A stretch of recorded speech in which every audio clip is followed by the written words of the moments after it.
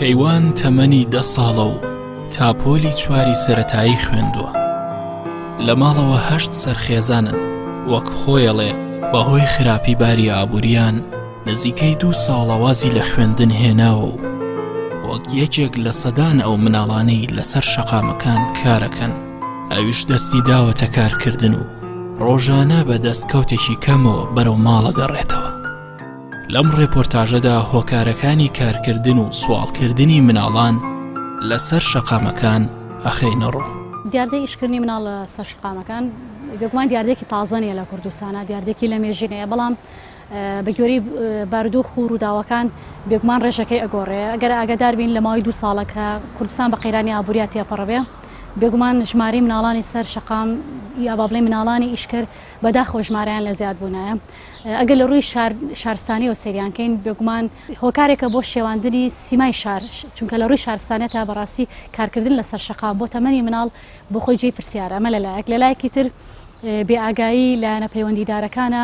بۆ ئەو بارودۆخی و گوزارانەی کە ئەو مناڵانە پیاتی ئەپەڕن، چونکە هۆکار زۆرە لە پشتی ئیشکردنی مناڵانی ئیشکرد. یەکێ لە هۆکارە هەرە زەقەکان بیانووی پارەیە. هەندێک لە خێزانەکان کە ئەیان دوێنین ئێمە لە نزیک هۆکە زۆربەیانمان بینیوە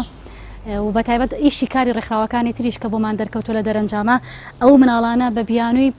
پەیداکردنی بژێوی ئەچنە سەر شەقام، کەوەیەکێکە لە هۆکارەکان. یەکێ لە هۆکارەکانی تر پەرتەوازەی خێزانەکانە بە هەر بیانوویەکی کۆمەڵایەتی بێ، کە بێگومان لە خێزانێکی پەرتەوازەیە مناڵ ئاراستی خۆی نازانێت لە ژیانە، ئەکەوێتە سەر شەقامیاوەتە ئیشی پێکرێت لەلایەن باندێکەوە،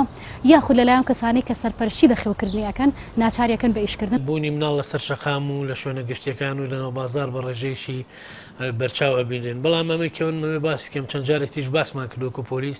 ئەمە تەنها ئەرچی پۆلیس نییە. بەڕاستی منداڵێک پۆلیسیە بۆی ئیجراعاتی لەگەڵا بکە، خۆی لە خۆیان ئەو بە زۆر خراوەتە سەر شەقام. تۆژ ئیجراعات و پۆلیسی بۆ بنێریت، یعنی بەڕلای منەوە ئەوە تاوانێکی تر دروست دەکات. ئەبێ ئێمە ئەوە بکەین کە چەند دەستگایشی فەرمی تر هەیە، وەکو وەزارەتی کاروباری کۆمەڵایەتی هەیە، چەند لیژنەیەکی تر هەیە، چەندەها ڕێکخراو هەیە لێپێچینەوە لەم مناڵانە بکە. ئێمە لە هەموو حاڵەتەکان ئەو مناڵانە کە بان کراون لەلایەن لیژنەکانەوە، هەندێکیان کە ئەوەی کە بێ سەرپەرش بوون و کەسی نەبووە، هەندێک لە ڕێکخراوەکان وەریان گرتون و خۆیان سەرپەرشتیانەکەن و خۆیان شوێنیان بۆ کردوونێتەوە. ئەوەشی کە کەسوکاری هەیە و بە پێی وتەی مناڵەکان خۆیان لە دایک و باوک ماڵێ بچنە بازار چۆن پارە پایاکەی پیاکە، ئەوە ئیجراعات لەگەڵ کەسوکارەکانە نەکراوە. هەندێکیان نێرن بۆ سوالکردن. ئێمە بە پێی مادەی 392 کە واضحەتیاڵێ هەر کەسێک مناڵێکی تەمەن خوار 18 ساڵی هەندا بۆ سوالکردن یان دەرەوە بۆ سوالکردنی ئیجراعات لەگەڵ کەسوکاری ئاکرێ، ئەو ئیجراعاتەمان کردو. ئێمە هەروەک وەزارەتی کار و بەڕێبەرایەتی گشتی چاودێری و گەشتە پێدانی کۆمەڵایەتی خۆمان بە ئەرکی خۆمان ێزانین کە لە هەوڵ و تێکۆشانە بین بۆ نەمانی ئەو دیاردەیەوە یاخۆت هیچ کەمکردنەوەی یەکێکە لە کارە سەرێکیەکانمان. ئەو هەڵانەی ئێمە لەوایە هەفتەی پێش ئێستا لەگەڵ بەڕێز جێگری و پارێزگاری سلێمانیە کۆبوونەوەیەک ئەنجامدرا لەلایەن بەڕێبەرایەتی گشتیمان و بەشدار بوون لەسەر کەمکردنەوەی ئەو دیاردەیە مناڵانی ئیشکرد. مناڵانی ئیشکرد و یاخود مناڵانی سوالکرد هەردووچی ئەتوانین بڵێن کە کاریگەریەکی زۆر زۆر خراپی هەیە، سەلبی هەیە لەسەر کۆمەلگاکەمان. لە ئێمە گەرباز لە شاری سلێمانی بکەین، هەر کۆمەلگایەکی تریش بەگشتی کاردانەوەکان و دەرەنجام و دەرهاویشتەکان ئەوەیە کە ئەم مناڵانە بەکارهێنرێن، چجا بۆ بەکارهێنانەکە بۆ لادانە کۆمەڵایەتی و ڕەوشتەکان بێت بۆ یاخود بۆ بەکارهێنانێن بۆ سیخوڕی بێت. جارێکیان کابراایەک کوڕەکەی هێنا لای ئیمامی عومەر، وتی قوربان ئەم کوڕم دارێکی کێشاوە بەسەرمە. طبعا خەلیفەی موسڵمانانیش لە دەسەڵاتی ئیسلامی ئەم مشورخۆری هەموو شتێکەوە نیە هەر لەسەر کورسێک دانیشێت و دنیا چی لێ با لێ بێنە. ئەفەرمێم چی بۆ سەری شکاندۆ، بۆچی دارێکی لێەوە. ئیمامی عومەر ویستی هەڵوێستێک بەرامبەر کوڕەکە وەرگرێت، چۆن بێ ئەدەبێ کاتە بەرامبەر باوکی. وتی قوربان یەک پرسیارم هەیە، پرسیارەکەی من ئەوەیە مافی من بەسەر باوکمەوە چییە؟ ئایا مافم هەیە یانیمە؟ ئەگەر هەمە چییە؟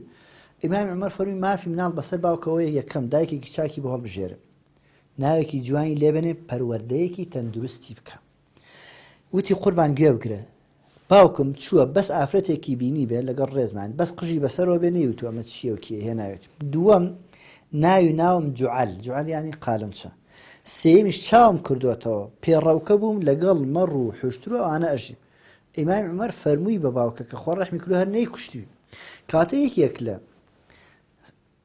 تایبەتمەندیەکانی ئیسلامەوەیە مافی پێش ئەرکخستووە، یعنی پێش ئەوەی بڵێ ئەرکی تۆەوەی مافێک تەداتن ئەو جا وردە بزانم مناڵ لە مەرحەلەی لەسکی دایکە کە لە دایکە بێ تا تەمیز تا بلوغ هەتا بلوغ مناڵ هیچ ئەرکێکی لەسەر نییە.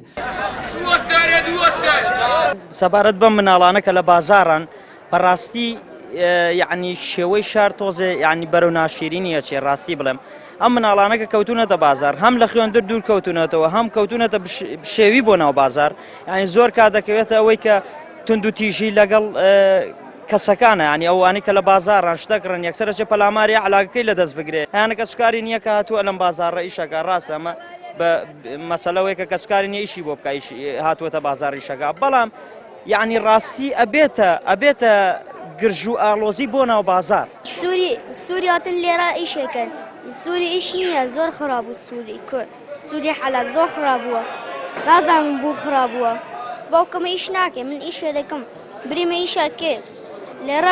لێرە خەڵکی فەقیرن عەرەب کوردی فەقیرن عەرەب فەقیرن سووری. پێشینەیەکی مێژووی کەلتوری سلبیشمان هەیە کە تەشجیعی مناڵەکە بەتایبەت لە ڕێگەزینێر کە بۆ ئەوەی خۆی بدۆزێتەوە کەسایەتی خۆی بسەلمێنیا بەمانە زۆر شعبیەکە بڵین ئەوەی کە لە ناو خەڵکا باوە بۆی ببێتە پیا و هەربێ کار بکە فێری کار ببێ بەداخەوەمە هێشتا لە ناو خێزانی کوردیە هەر هەیە کوڕان بە تەمەنی مناڵ ئەگەر کچان ڕێیان پێ نەدرێت لە ڕووی کۆمەڵایەتیەوە ژمارێکی زۆری مناڵی کوڕ بە بیانەوەی کە پێ ئەگەیاندرێن و تاقیکردنەوەی پیاوبوونیان بەسەرا جێبەجێ ئەکرێ ئەبێ کار بکەن واتە ئەمانە هۆکاری بۆ کارکردن بەڵام بەگشتی بخۆی کارکردنی مناڵ بەتایبەت خوار 7 ساڵ نایاساییە لە ڕووی کۆمەڵایەتیەوە شێواندنی سیمای کۆمەڵایەتیە و لە ڕووی مافی مرۆڤیشەوە یەکێکە لە پێشێلکاری هەرە بەرچاوەکان بەرامبەر بە مافی مرۆڤ چونکە مناڵ بە خێوکردنی و بژێوی مناڵ و خوێندنی هەمووی لە ئەستۆی خێزانەکانیانەیە بۆیە ئەگەر بەڕاستی یاسا جێبەجێکرایە لە کوردستانە ئەوە لێ پێچینەوە لە خێزانەکان بکرایە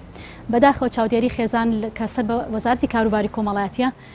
ئاگامان لێیە کە ڕۆژانە چاودێری و مناڵانەکە لەسەر شەقام بەڵام پێم وایە یاساکەش ئەونا کۆنکرێتی نییە کە ئەو دیاردەیە بەرەو کەمبوونەوە بڕوە مەلەلایەک لەلایەکی ترەوە دابینەکردنی بژێوی بۆ خێزانەکانە بۆی ئەو بیانوە لە خێزانەکان وەرگرنەوە کە مناڵەکانیان ئەخەنە سەر ئیشکردن ئەوەش بەداخەوە خۆشتانەزان 2 ساڵە کوردستان بە قەیرانی ئابووریاتی ئەپەڕێ ڕەنگە ئەم بیانوە زیاتریش بێ بۆی کە چاوەڕێی ئەوە بکەین ژمارەکان لەوە زیاتر بێ کە ئێمە تەوەقعیەکەین. دۆسیەمان لەسەرەوەی کە منداڵ دزی کردووە لەسەرەوەی مناڵ کە خەڵکێکی گەورە باڵغی ویستێتی دەستدرێژی بکاتە سەری خەڵکمان لایە خەڵک ویستێتی استقلالی کابۆی کە شتێکی پیا بنێرێ مادەیەکی هۆشبەری پیا بنێرێ بۆ شوێنێکی تر ئەمانە هەمووی لە دۆسیەکانی پۆلیسا بوونی هەیە ئیجراعاتیشمان کردووە بەڵام ئەوەی کە من بۆ پێم وتی بە جەنابتم ودا ئەوەی کە پێویستە ئێمە بیکەینەوەی کە پێویستە حکوومەت بیکاوەی کە پێویستە لایەنە پەیوەندیدارەکان بیکە ئەو مناڵانەوە لەو لە ڕێژەی لە ساڵ 60یان خەڵکی ئەم وڵاتە نین هەمووی بەبوونی ئەم شەڕە نەگلیسەی داعشەوە ئاوارەی عەرەب و هەندێک گێرانیشمان هەیە ئەمانە مناڵەکانی خۆمانی مەتوانین لایەنە پەیوەندیدارەکان ئیشیان بۆ بکە بام بکرێن دۆسییان بۆ بکرێت داتا بکرێن چەند کەسن ئەمانە بۆ ئەخرێنە سەر شەخام وەک پێم وتیەوەی کە پێویست بە ئیجراعاتکە بە نووسراو بدرێ بە پۆلیس ئەوانی تێش خۆیان کاریان بۆ بکەن و تا ئەو مناڵانە کە مستەقبەلی ئەم وڵاتن بە عقارێکی خراپە بە ڕێکی خراپان نەبرێت ئەوەی بە ئێمە ئەکرێت ئێمە بە خانەی نەوجوانانمان هەیە هی مناڵی با بڵێن ساواشمان هەیە تا 5 ساڵ تا 18 ساڵ ئەمە خانەی کچانمانێ کوڕانمان هەیە تەمەنی خواردترمانێ ئەمانە ئەگەر ئێمە ڕوپێویەک بکەین بەڵام بۆی ئەم قەیرانە دارایی و کێشەمان هەیە ڕوپێوەک بکرێ هیچ نابزان ئامارێکی پوختمان دەست پێ بزانین چەندێکن ئەم بۆ بە دیارداوە یا خوتەر حاڵەتە ئەگەر نا ئێمە ناتوان ئێستا لەم کاتەیە ئامارێکی دەقیق ورد لە بەردەستمانە نییە چونکە هیچ کارێکی تاو بۆ ئەو کارە نەکراواتە ڕوپێویەکمان نییە نەکراوە بەڵام ئەوەی کە ئێمە ئەتوان لە خۆمانی بگرین بە هەماهەنگی لە گەڵ وەزارەتەکانی کە چونکە تەنها وەزارەتی کار بەرپرس نییە لە کەمکردنەوە یاخود نەهێشتنی ئەم دیاردەیە بۆچی چونکە وەزارەتی تەندروستیە ئەرکێکی گەورەی لەسەر ئەمانە لەوانەیە چەندین نەخۆشی بڵاوکەنەوانێ وەزارەتی پەروەردەی ئەمانە کە لە خوێندندا بڕاون مەفروزە ئەوان بیان خەنەوە بەر خوێندنەکە وەزارەتی ئێمە ئەم خانانەمان هەیە ئەگەر هاتو ئەمانە سەرپەرشتیاران نەبوو ئەخرێنەوە لای ئێمە یعنی بە چەندین چارەسەر ئێمە ئەتوانین هاوکار بین بەڵام تەنها بە وەزارەتی کار ئەرکی سەرەکی ئەوی ئێمە وەکو کاری خۆمان بە هەماهەنگی لەگەڵ ئەوانی ترا و لەگەڵ ناوخۆیە کارەکان ئەبێ ئەنجام بدرێت. ئیسلام هانی خەڵکیەدا سۆز و عاتیفێ هەیە بە بەرامبەریان، بەڵام بە هیچ شێوەیەک ئیسلام هانی خەڵک نادا بچێ سوال بکە. ئیسلام هانی ئەوە نادا بچێ سوالکە، هانی منەدا سۆز و عاتفم بچوڵێ بەرامبەر مناڵێک، بەرامبەر هەتیوێک، بەرامبەر بێوەژنێک، بەرامبەر بێ کەسێک، بەرامبەر کەم ئەندامێک، بەڵام هەرگیز ڕێی نەداوە کەم ئەندامەکە بێوەژنەکە مناڵەکە بچێتە سەرجادە سوال بکە. بالعکس ئەگەر تاریخی ئیسلام بخوێنەوە، مێژووی ئیسلام بخوێنەرەوە، ئەو ئیسلامێکا وەکو عەمەلی تەطبیقکرا هەرگیز شتی وای تیا نابینی. ئیمامی عومەر ڕەضا و ڕەحمەتی خوای لێبێ کابرایەکی بینی سواڵیە کرد، فەرمووی تۆ بۆ سواڵەکەی؟ وتی قوربان من جوولەکەم هەتا گەنج بووم سەرانم ئەدا بەیەوە، ئێستا پیرم سەرانم لێ وەرناگرن، نیمە بژیم، ناچارم لێرەوە بژیم. ئیمامی عومەر دەستی گرت بردیە بەیتولمال، فەرمووی بە کابرای بەیتولمال وەزیری دارایی، ئەم کابرایە مانگێک چەند مەعاش بەشیەکە بۆی ببڕەوە نابێ سوالکەر. بەڕاستی لەسەر دەسەڵاتیش پێویستە زۆر جددی ئاوڕێک لەمە باتەوە، لە باتی ئەوەی کەوا بێت مەعاش بۆ خەڵکانێکی بندیوار دروستکە بابێ ئەم خەڵکانە پەروەردە بکە، ئەم خەڵکانە بەخێوکە لەوە باشتر لەو ئیشانی کەوا دیکە. هەرچی زووترە ئەوێ دەسەڵاتی کوردی بیر لەمە بکاتەوە، مناڵانی ئایندە کە گەنجەکانی ئایندەن لەوانەیە سەرکردەکانی ئایندە بن ناکرێت لەسەر شەقامەکان پەروەردە بکرێت و خوێندن بەڕاستی زۆر بەرەو دواوە ڕۆشتووە کە ئەگەر ئەمانە گەورەش بنە مناڵانە ئێستش نەخوێنن ئەبێ لە داهاتووە شێوازێکی خوێندنی تازایان بۆ بدۆزرێتەوە. ئایا خوێندنی گەورەیە یاخود خستنەبەر خولەکانی نەخوێندەواریە، چونکە بمانەوێت نەمانەوێت بەهۆی کارەوە مناڵان ئەگەر بشنە خوێندن و کاریش بکەن بێگومان دواکەون لە خوێندنە، لەوانەیە خاوەن بڕوانامەیەکی خوێندنی بەرز نەبن، یاخود ئەگەر کارێکی زۆر بکەن و لە ڕووی جەستەیەوە ماندووە بن لەوانەیە توانە و هزریان بۆ خوێندنەکەیان نەبێ. ئەمە لەلایەک واتێمە لە داهاتوو مناڵانی نەخوێنەوارمان ئەبێت و ژمارەیەک لە مناڵانی با بڵین بێپەروەردەمان ئەبێت، بۆیە هەرچی زووترە پیاچوونەوە بە یاساکانە بکرێ، بە تایبەت یاسای کاروباری کۆمەڵایەتی کە لە خانەی نەوجوانانەوە مناڵانە دەستگیرەکرێن چۆن ڕاهێنانەوەیان پێ بکرێ و چۆن سەرجادەیان لە ناشرین بکرێ و بیمەیەکیان بۆ ببڕدرێتەوە، یا با بڵین بڕێک موچەی دیاریکراوە بۆ بیانەوەی کە ئەگەر مناڵێک ناچارە ڕۆژانە چەندێک بێتەوە بۆ ماڵ، بەڵام ئەگە وەکو موچەیەک بدرێ بە خێزانەکەی لەوانەیە زۆر لە مناڵەکە نەکرێ بچێتە سەر شەقام و ئیش بکاوەیەکی ترێ بێ لە پێشنیارە چاکەکان و ڕبەڕاستی ڕاگەیاندنیش ڕۆڵی هەیە لەمەیە. ئەگەر تۆ ساڵانێک لە میدیای کوردیا تەشجیع ئەوەکرا مناڵان ئیشیان پێ بکرێ بۆی ببنە پیاو و ئەزمون لە بازار ڕاپەیاکەن، ئێستا قێزەونکردنی دیار دەکە ڕەنگە هاندەرێکی باش بێ زۆرێک لە خێزانەکان پەشیمان کاتەوە کە مناڵەکانیان ناچار نەکەن بەکارکردن تا قۆناغی 18 ساڵ.